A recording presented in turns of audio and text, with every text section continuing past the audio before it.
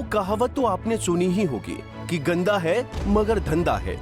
कुछ ऐसा ही हाल देश की राजनीति का भी हो चुका है।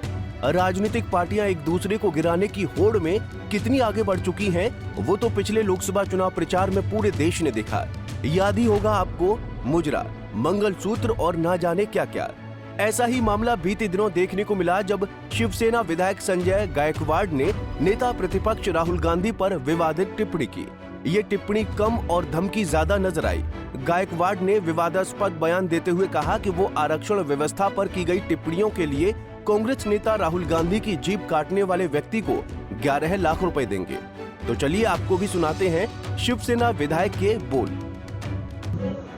अमेरिका में जाकर कांग्रेस के ज्येष्ठ नेता राहुल गांधी ने जिस तरह का बयान किया है, उनका असली रूप जो है कांग्रेस का उनके मुंह से बाहर आया है। लोकसभा चुनाव में इन्होंने संविधान खतरे में भाजपा का संविधान बदलेगी ये झूठा नैरेटिव फैलाकर वोट लिए, और आज उन्होंने वहां अमेरिका में जाके कहा है कि जो डॉक्टर बाबा साहेब अम्बेडकर ने भारतीय संविधान के अंदर मागासवर्गीय को, शेड्यूल ट्राइब को, ओबीसी को, सारे पिछड़ी जाति को जो रिजर्वेशन दिया है, ये रिजर्वेशन हमें खत्म करना है। इस तरह के अल्फाज उनके मुंह से बाहर आए। उनके जो पेट में मैल था वो बाहर आया है। जो बाबा साहब अम्बेडकर साहब को इन्होंने 2 बार चुनाव में गिराया था, आज वही बाबा साहब का संविधान खत्म करने की बात कर रहे हैं, मागास गुरु का मुंह का निवाला छीनने की बात कर रहे हैं। मेरा चैलेंज है इस राहुल गांधी को, जो बाबा साहब का संविधान करने की बात करते हैं, जो इसकी जिवा छटेगा मैं उसको 11 लाख का इनाम दूंगा, जो मेरे बाबा साहब का संविधान बदलने की बात कर रहा है।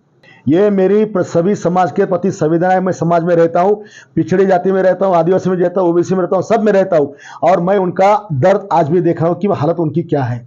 आज महाराष्ट्र में भी धनगर समाज, मराठा समाज आरक्षण के लिए लड़ रहा है, उनको तो मिलने से पहले ये नहीं देने की बात कर रहे हैं। इसलिए ये कोई प्रसिद्धि वाला स्टेटमेंट नहीं है।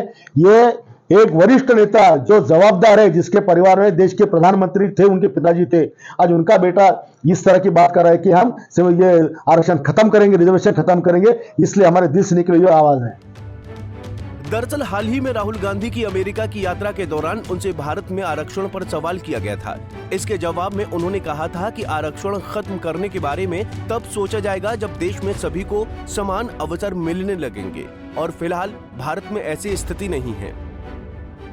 We feel very strongly that there is a very, very deep problem of participation, and we're going to address that problem. I don't see it as a mandal versus kamandal issue, and what we're saying is different than the idea of only reservations. What we're saying is we want to comprehensive understanding first of what's going on, and then we're going to apply a series of policies to correct it, reservation being one of them. Rahul Gandhi के इस बयान के बाद BJP ने राहुल गांधी पर आरोप लगाया कि उन्होंने अमेरिका में आरक्षण को खत्म करने की बात की है, जिसके बाद शिवसेना विधायक ने राहुल पर निशाना साधते हुए उनकी जीभ कटवाने की बात कही। हालांकि बीजेपी ने इस बयान से खुद को अलग कर लिया है। महाराष्ट्र बीजेपी के चीफ चंद्रशेखर बावनकुले ने कहा कि वो शिवसेना विधायक की टिप्पणियों का समर्थन नहीं करते हैं। बावनकुले ने गायकवाड़ की टिप्पणियों से बीजेपी को अलग किया। बता दें कि बीजेपी ने महाराष्ट्र में शिवसेना शिंदे गुट के साथ गठबंधन की सरकार बना रखी है। सोचने वाली बात है कि राहुल गांधी पर लगातार इस तरह की टिप्पणियां की जा रही हैं।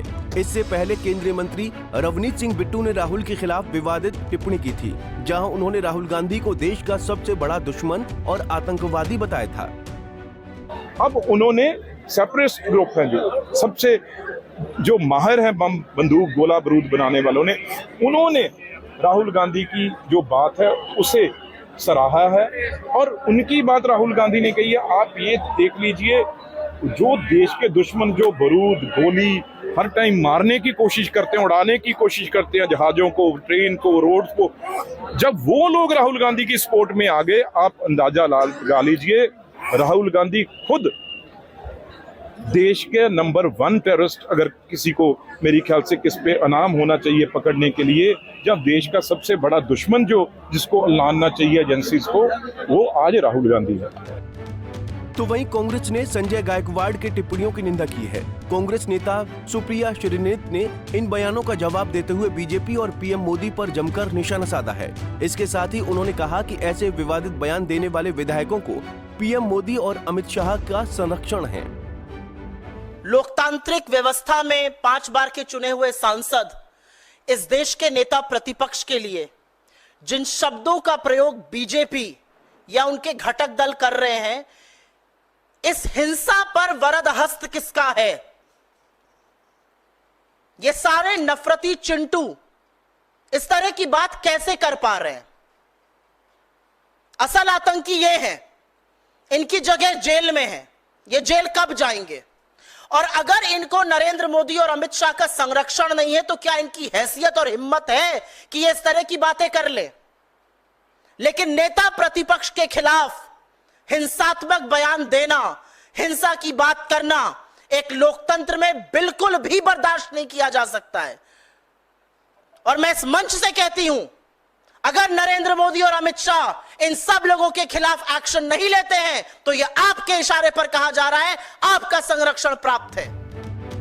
हालांकि कांग्रेस सांसद और लोकसभा में नेता प्रतिपक्ष राहुल गांधी पर विवादित टिप्पणी बयान देने वाले शिवसेना विधायक संजय गायकवाड़ के खिलाफ एफआईआर दर्ज हो गई है। बुल्ढाना सिटी पुलिस स्टेशन में शिंदे गुट के विधायक के खिलाफ भारतीय न्यायिक संहिता की धारा 351(2), 351(4), 192 और 351(3) के तहत केस दर्ज किया गया है। कांग्रेस कार्यकर्ताओं ने केस दर्ज कराया है। आपको बताते चलें कि विदर्भ क्षेत्र की बुल्ढाना विधानसभा सीट से विधायक गायकवाड़ विवादों से अछूते नहीं हैं। पिछले महीने शिवसेना विधायक की कार धोते हुए एक पुलिसकर्मी का वीडियो सोशल मीडिया पर वायरल हुआ था। गायकवाड़ ने बाद में बताया था कि पुलिसकर्मी ने गाड़ी के अंदर उल्टी करने के बाद स्वेच्छा से गाड़ी साफ की थी। तो वहीं गायकवाड़ ने फरवरी में दावा किया था कि उन्होंने 1987 में एक बाघ का शिकार किया था और उसका दांत उन्होंने अपने गले में पहन रखा है। इसके तुरंत बाद राज्य के वन विभाग ने बाघ के कथित दांत को फोरेंसिक जांच के लिए भेजा था और गायकवाड़ पर वन्य जीव संरक्षण कानून के तहत मामला दर्ज किया था। Bureau report, Punjab Kesari TV. हमसे जुड़े रहने के लिए हमारे YouTube चैनल को सब्सक्राइब करें और नई वीडियो की नोटिफिकेशन के लिए बेल आइकॉन को दबाएं।